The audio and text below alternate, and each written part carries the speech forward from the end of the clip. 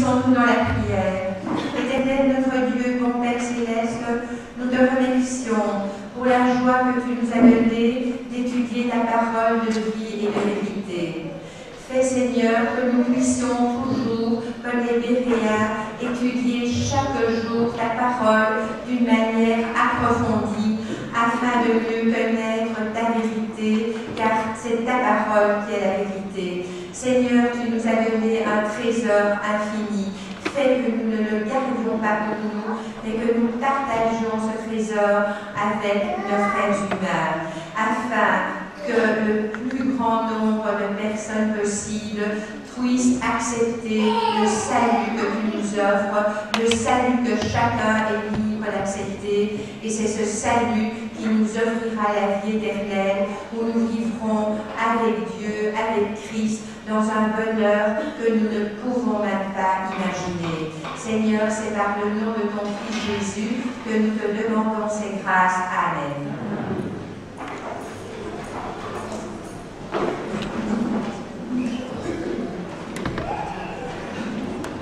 Bonjour et bon sabbat. Les enfants ont préparé un petit culte aujourd'hui en l'honneur de Jésus-Christ pour la Pâque. Puisqu'ils a pris beaucoup de temps pour le mettre en œuvre, nous allons faire aujourd'hui, qui est aussi un jour particulier par rapport à la Pentecôte. C'est un culte dans le spectacle et nous vous demandons de remplacer les applaudissements par les Amen. Merci pour votre compréhension.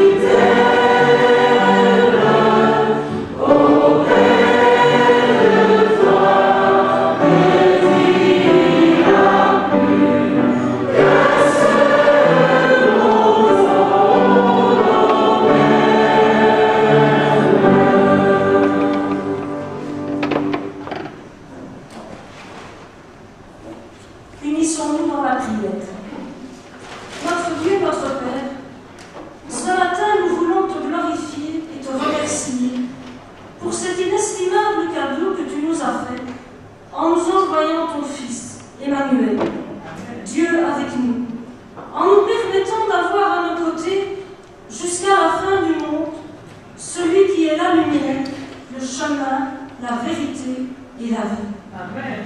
Merci pour ce merveilleux Rédempteur qui, par amour pour nous, a porté nos péchés, est mort et ressuscité, pour que nous puissions être sauvés et avoir la vie éternelle. Amen. Quoi de plus beau cadeau que de pouvoir nous retrouver à son retour face à face avec notre Sauveur, vivre sur cette nouvelle terre où il n'y aura plus de pleurs, plus de deuil, plus de douleur. Quoi de plus merveilleux que d'être à nouveau auprès des personnes qui nous ont quittés et qui nous manquent tellement.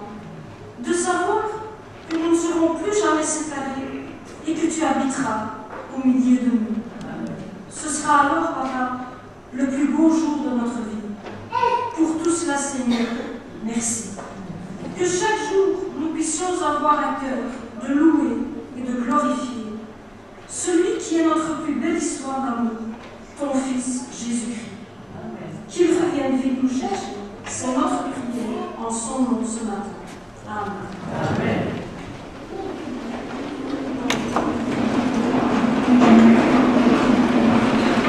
Nous les diacres pour les offrandes.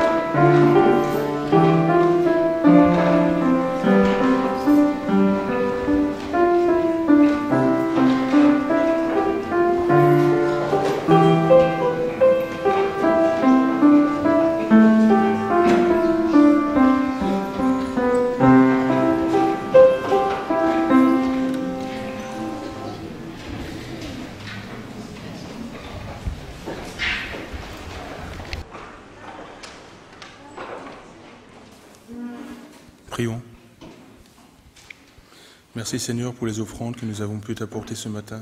Merci pour ce beau sabbat Seigneur et merci pour les jeunes qui vont nous présenter, un message Seigneur. Touche notre cœur afin que nous puissions te glorifier dans toute ta gloire. Au nom de Jésus. Amen.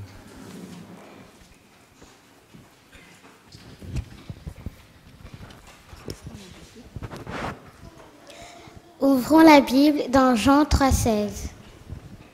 Jean 3,16.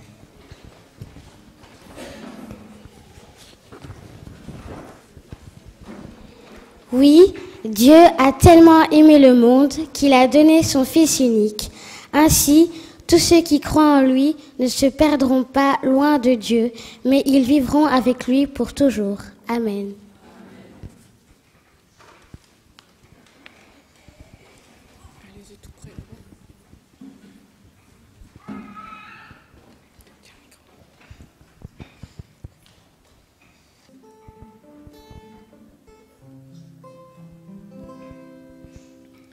You said you'd come and share all my sorrows. You said you'd be there for all my tomorrows. I came so close to setting you away, but just like you promised,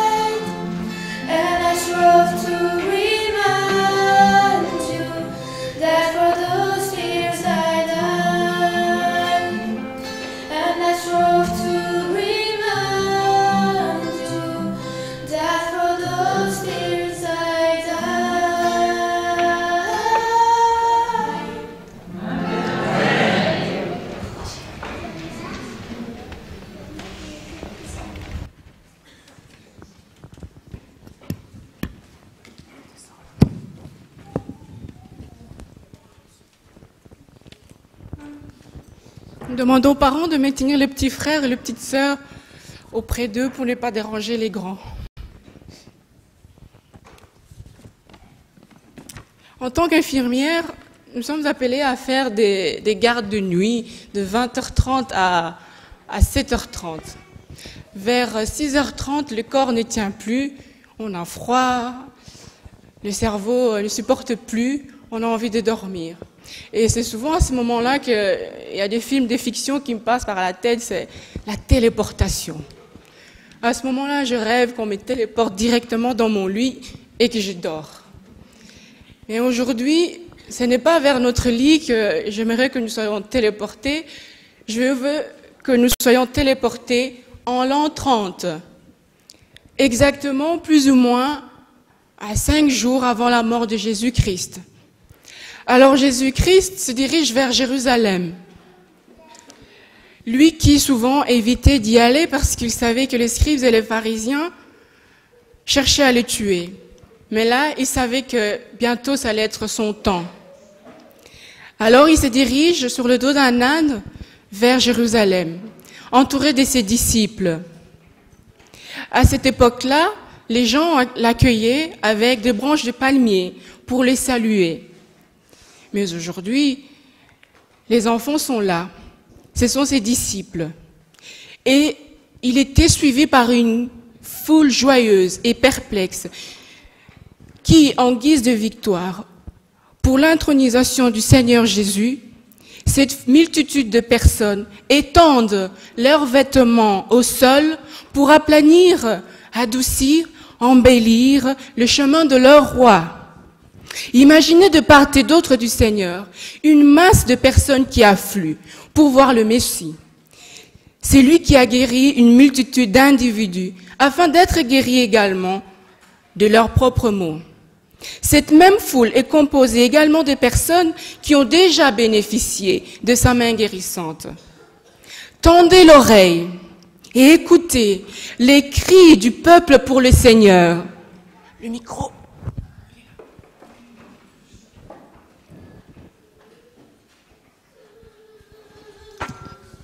Gloire à Dieu. Que Dieu bénisse celui qui vient au nom du Seigneur. Oui, que Dieu bénisse celui qui vient au nom du Seigneur. Que Dieu bénisse le royaume qui vient, le royaume de David, notre Père. Gloire à Dieu dans les cieux. Amen.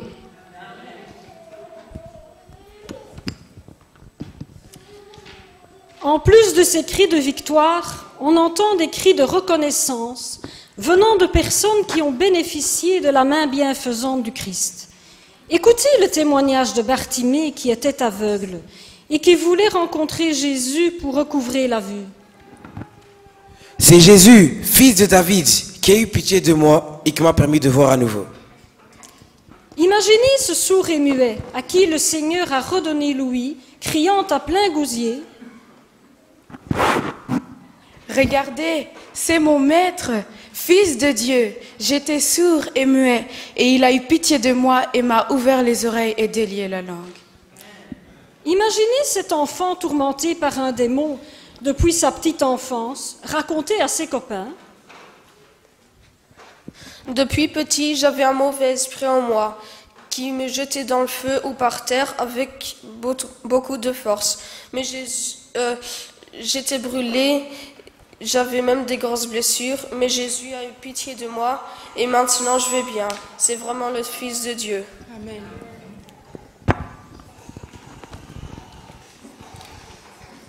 Il y a aussi la fille de Jairus, chef de synagogue. Son père supplia le Seigneur de venir sauver sa fille mourante. Cette fille, âgée seulement de 12 ans, témoigne également.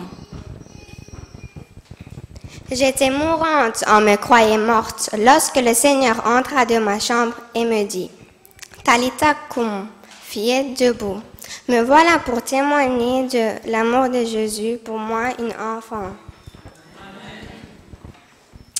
Il y avait également cette femme atteinte d'une perte de sang depuis de longues années, 12 ans. Cette femme s'était faufilée dans la foule avec juste l'espoir et l'assurance qu'en touchant un pan de vêtements de Jésus, elle serait guérie. Cette fois-ci, elle est là dans la foule, sans gêne ni honte et remplie de joie de voir son Sauveur. Il y avait aussi Lazare, mais qui n'est pas là parmi les enfants. L'ami bien-aimé du Seigneur Jésus, c'est lui qui était mort et maintenant ressuscité. Il est aux côtés de Jésus. Voyez ces personnes possédées par de mauvais esprits qui les avaient emprisonnées depuis de longues années et dont le Seigneur aperçut leurs cris sourds de volonté d'être libérés par lui. Même ces démons ont reconnu en Jésus le Fils de Dieu. Regardez Zachée, ce percepteur d'impôts, mal vu par ses pairs, de fait de son travail pour les Romains, mais aussi parce qu'il volait. Lui aussi est également là dans la foule pour clamer haut et fort. Le salut est entré dans ma maison grâce au Seigneur Jésus.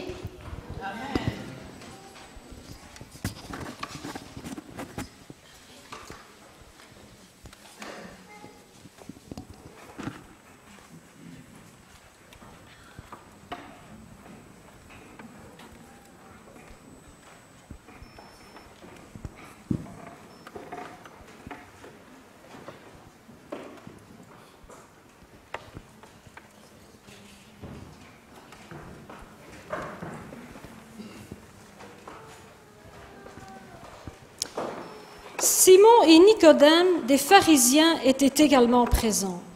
Toutes les classes sociales juives et même romaines sont présentes, afin de proclamer les bienfaits dont le Seigneur les avait gratifiés en les guérissant de leurs blessures physiques, morales et spirituelles, en faisant des miracles pour redonner la vie à ceux qui étaient morts.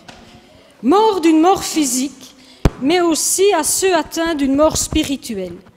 Dès leur guérison, ils ont commencé à proclamer partout avec enthousiasme les merveilles que Jésus avait faites pour eux. Tous étaient là car ils espéraient ardemment voir le couronnement de Jésus. Oui, le couronnement. Mais quel couronnement?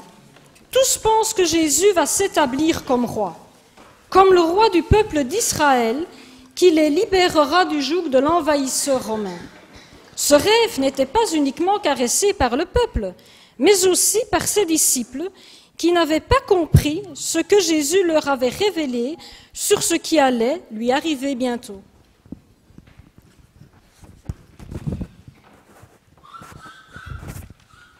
Quand Jésus fut près de la ville, il la contempla. Il pleura sur elle.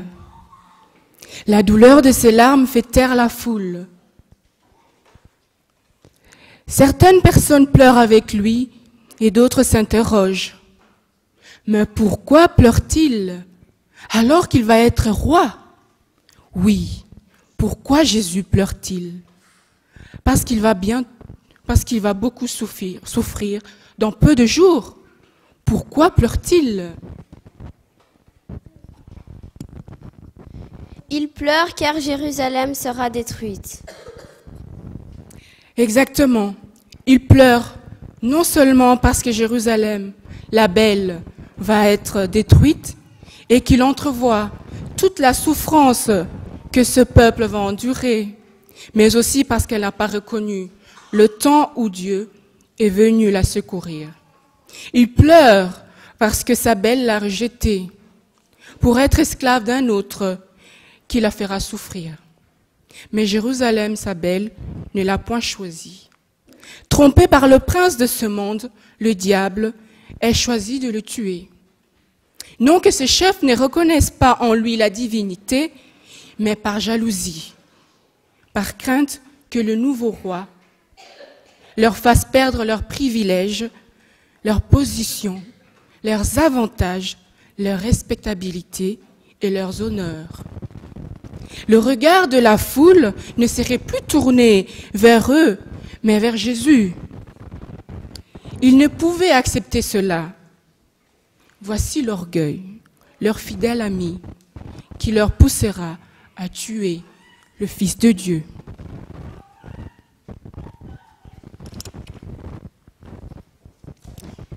Cela ne vous rappelle-t-il pas un événement semblable qui s'est déroulé dans le ciel avant que la terre ne soit créée? Oui, la rébellion de Lucifer dans le ciel. Lucifer, à un moment de son existence dans le ciel, a commencé à désirer la place et les honneurs de Jésus. Il voulait que les regards de tous les anges soient tournés vers lui. Comme si la place de Jésus n'était pas assez honorifique, il avait l'ambition de prendre la place de Dieu, le Créateur. Il voulait l'adoration de tous les anges et même celle des créatures des autres mondes. Par cette même rébellion, ce même prince poussera ce monde et ses dirigeants à livrer une guerre contre le Messie et finira par le faire crucifier. Oh, quel malheur pour toute la terre de voir le Fils de Dieu cloué sur le bois infâme, objet de malédiction. Quel espoir toutes ces personnes qui ont cru en lui peuvent-elles encore avoir en le voyant crucifié? Satan jubile. Il croit avoir gagné. Il lit le désespoir dans le cœur des gens. Il voit le Fils de Dieu cloué à la croix comme un malfaiteur. Il croit avoir le monde dans ses mains.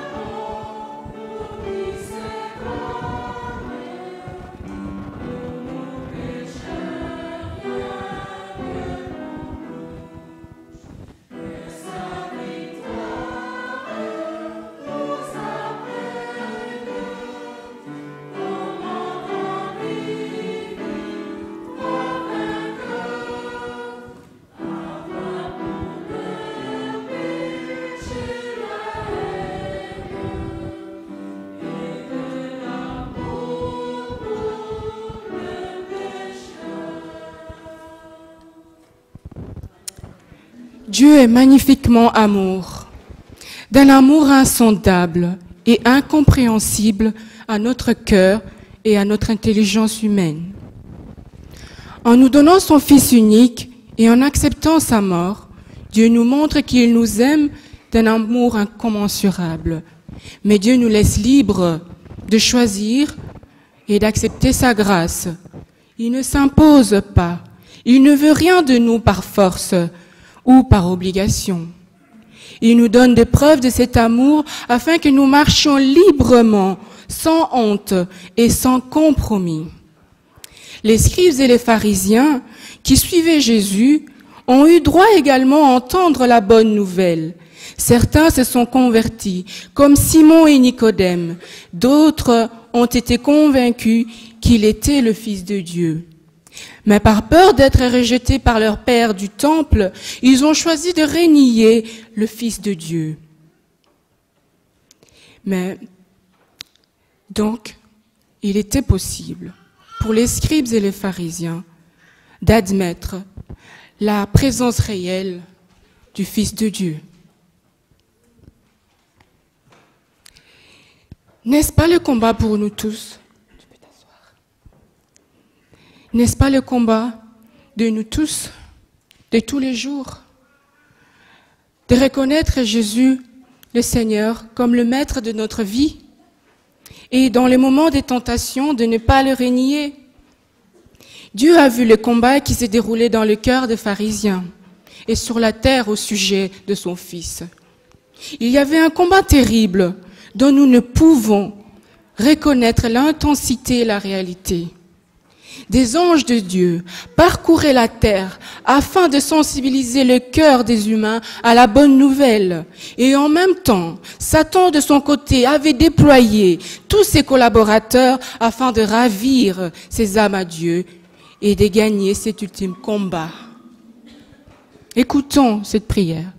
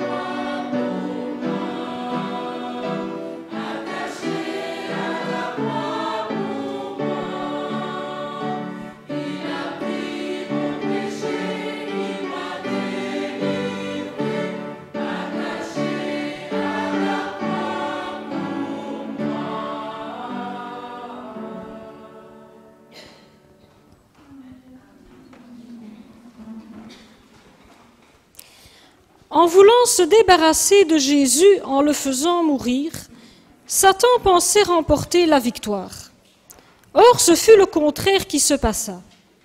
Jésus, par sa mort expiatoire et sa résurrection, remporta la victoire définitive sur le péché et sur la mort.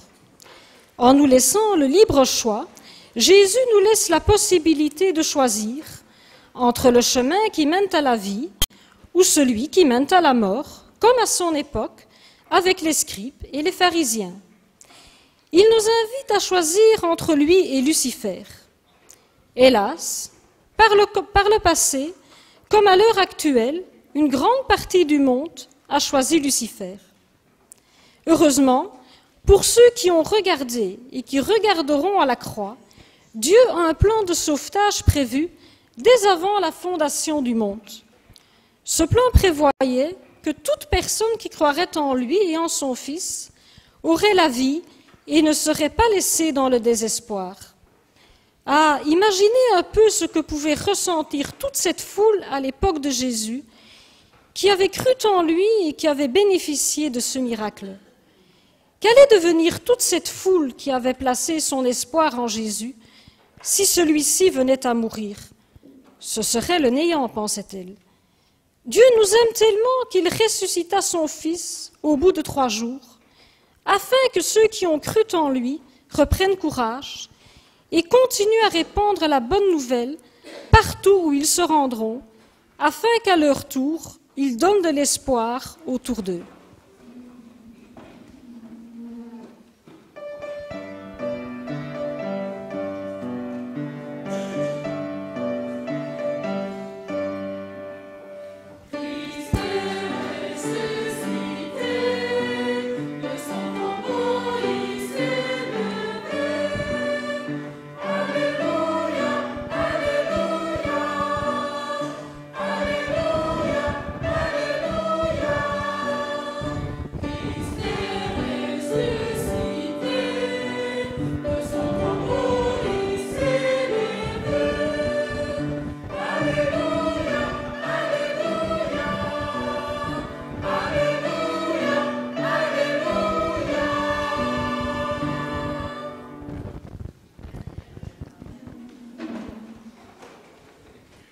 Le peuple juif, les scribes et les pharisiens de l'époque avaient plusieurs occasions de saisir la main de Jésus de son vivant, mais ils ne l'ont pas fait.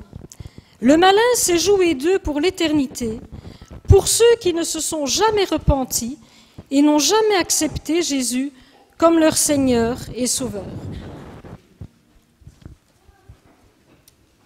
À nous aujourd'hui de faire barrage aux murmures de Satan, de croire que la patience de Dieu est sans fin, qu'il tolère tout jusqu'à l'infini. Notre temps ici sur terre est court, tellement court et fragile. Nous n'avons plus le contrôle total sur notre durée de vie ici sur terre. Alors concentrons-nous au cadeau que Dieu nous donne tous les jours, le présent, afin de nous soumettre à lui, qu'il prenne notre vie comme une offrande de bonne odeur, et qu'il la dirige afin que nous vivions éternellement avec lui. Nous n'avons pas que 2 chances ou 3. Tous les jours de notre vie sont des chances pour nous améliorer et abandonner véritablement le vieil homme qui nous enveloppe. Le Seigneur Jésus a fait sa part. À nous de faire notre part, à nous sacrifier pour notre propre salut. Jésus est mort. Oui, mais il est ressuscité. À cette époque de la Pentecôte, ressuscitons notre foi. Écoutons les appels ardents de Dieu pour nous soumettre à lui. Jésus a touché toutes les classes sociales, afin que tout le monde se sente concerné par son message et que personne ne puisse dire « je ne suis pas concerné ». Dieu ne s'intéresse pas à une personne comme moi. Il t'appelle toi, qui est adolescent, ou prépubère, ou préadolescent, à le suivre. Toi qui es mère, père, toi qui souffres, toi qui es cadre dans une entreprise qui ne fonctionne pas comme tu le voudrais, toi qui es endeuillé, toi qui cherches du travail, il t'appelle à lui faire confiance. Quand on est prêt à prendre une bonne décision, celle de suivre Jésus, c'est alors que le diable double son énergie pour ravir notre âme à Dieu. C'est à ce moment que nous devons beaucoup prier. Alors que le peuple buvait les paroles de Dieu et beaucoup se convertissaient,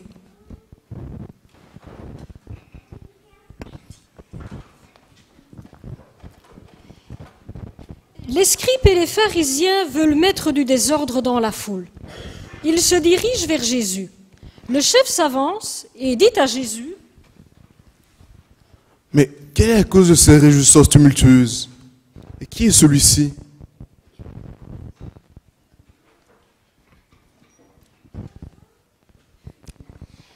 Les disciples répondent remplis de l'esprit qui a inspiré les prophètes, répétant avec un accent éloquent les prophéties se rapportant au Christ. Adam vous dira, c'est la postérité de la femme qui écrasera la tête du serpent. Interrogez Abraham. Il vous dira, c'est Melchisédek, roi de Salem, roi de paix.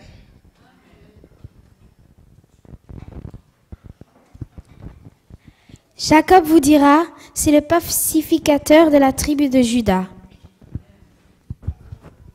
Ésaïe vous dira, c'est Emmanuel, le conseiller admirable, le Dieu fort, le Père d'éternité, le prince de paix.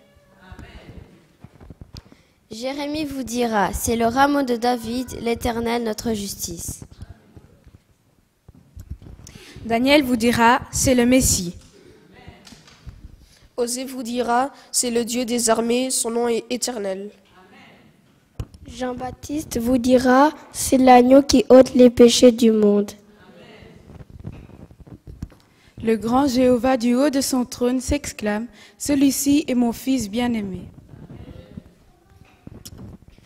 Le prince de la puissance des ténèbres le reconnaît en disant, je sais qui tu es, le Saint de Dieu.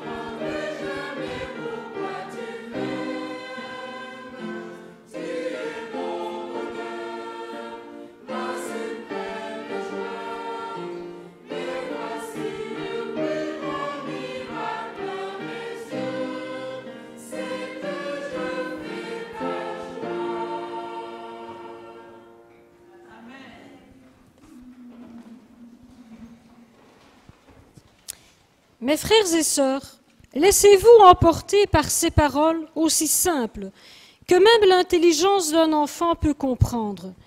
Ne cherchons pas à être des scribes, des pharisiens ou autres. Cherchons à croire et reconnaître notre ignorance sur la passion du Christ et réclamons une sainte communion avec Jésus, car il nous révélera des multiples vérités si nous le désirons. que son Esprit Saint, le Consolateur qu'il nous a promis, vienne habiter dans nos cœurs, afin que les fruits de l'Esprit jaillissent de nos personnes et qu'au jour de son avènement, nous soyons reconnus comme ses rachetés. Amen. Nous pouvons nous lever.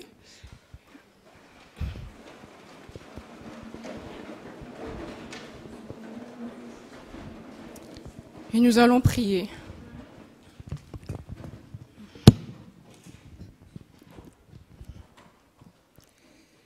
Seigneur Jésus, nous voici ici tous assemblés dans ta maison afin de t'invoquer. Seigneur, nous reconnaissons avoir besoin de toi, comme lorsque tu es venu parmi les hommes. Seigneur, je te prie pour cette jeunesse ici présente. Je te demande de la bénir abondamment, qu'elle soit remplie de ta grâce, afin qu'elle puisse marcher selon tes voies et ainsi t'honorer. Je te prie, Seigneur, pour toute personne accablée par le deuil. Ô Seigneur, fais-leur sentir ta main apaisante et réconfortante sur elles, afin qu'elles se relèvent de tout ce désespoir, de toute cette peine, Seigneur, et qu'elles reprennent vie et force. Seigneur, je prie pour toute personne à la recherche de travail, Seigneur, qui est dans une période de doute. Je te demande de le bénir, de lui donner ce qu'elle recherche, Seigneur, afin qu'elle te loue et qu'il soit rempli d'espoir également. Seigneur, je prie pour ceux qui souffrent ou qui s'inquiètent, Seigneur, pour tous les divers maux.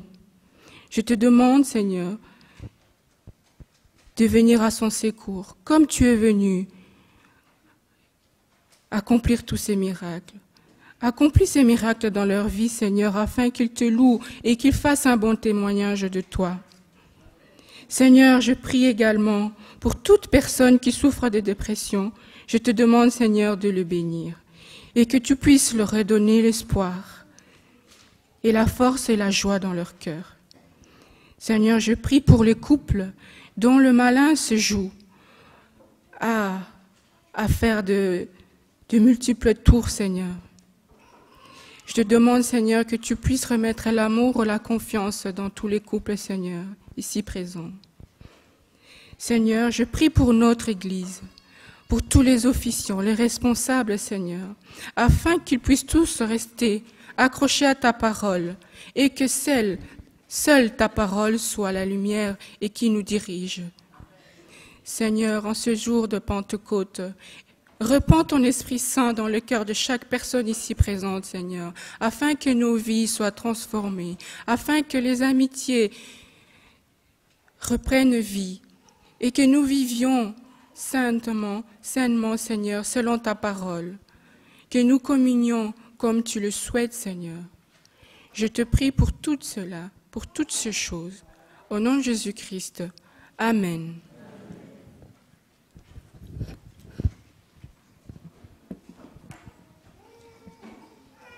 Nous allons chanter le cantique 250.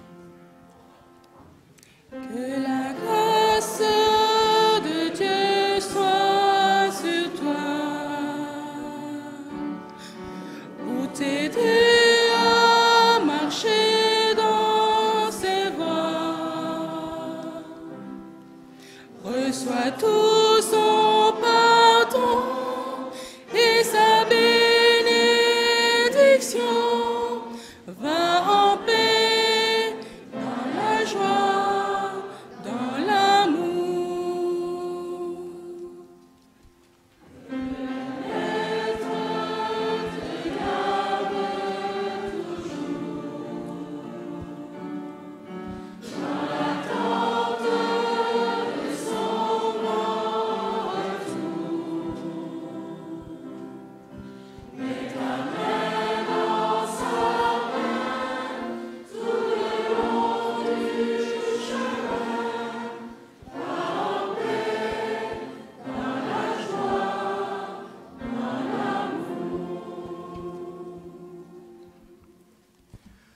nous avons rendu ensemble, avec nos jeunes, un véritable culte au Seigneur.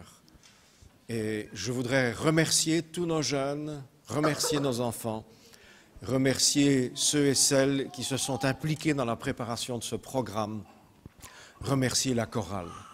Je pense que nous avons tous été impressionnés par la qualité, la profondeur et la spiritualité de ce moment que nous avons vécu. Recevons la bénédiction du Seigneur. Au reste, mes frères, réjouissez-vous, tendez à l'épanouissement, encouragez-vous, soyez d'accord, vivez en paix, et le Dieu de l'amour et de la paix sera avec vous. Que la grâce du Seigneur Jésus-Christ, l'amour de Dieu et la communion de l'Esprit Saint soient avec vous tous. Amen. Les enfants vous attendent à la sortie avec un petit présent. Je ne sais pas s'il y en aura assez pour vous tous, mais le premier sorti est le premier servi.